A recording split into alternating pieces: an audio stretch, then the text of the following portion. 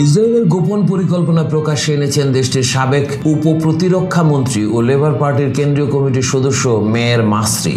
ইরানের পরেই পাকিস্তানের পারমাণবিক কর্মসূচিতে হামলা চালানোর হুমকি দিয়েছেন তিনি। সামাজিক যোগাযোগ মাধ্যম এক্সে দেওয়া এক পোস্টে এ হুমকি দেন মাসরি।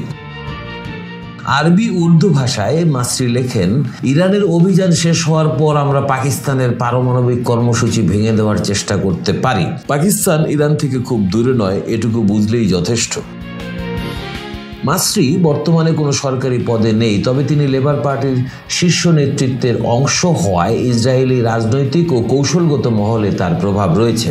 মাসরির এই পোস্টের পরপরই সামাজিক যোগাযোগ মাধ্যম ব্যবহারকারীরা ক্ষুব্ধ প্রতিক্রিয়া জানিয়েছেন। অনেকে পাকিস্তানের পক্ষে একজোট হয়ে মাসরির মন্তব্যের তীব্র নিন্দা জানিয়েছেন।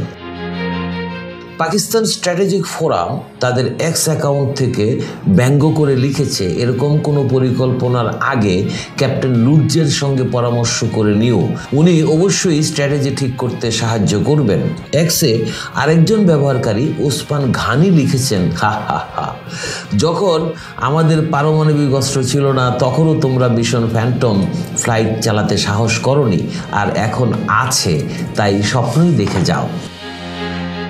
এর আগে সোমবার পাকিস্তানের উপপ্রধানমন্ত্রী ও পররাষ্ট্রমন্ত্রী ইসহাক দার এক বক্তব্যে ইসরায়েলকে কঠোর ভাষায় সতর্ক করেন।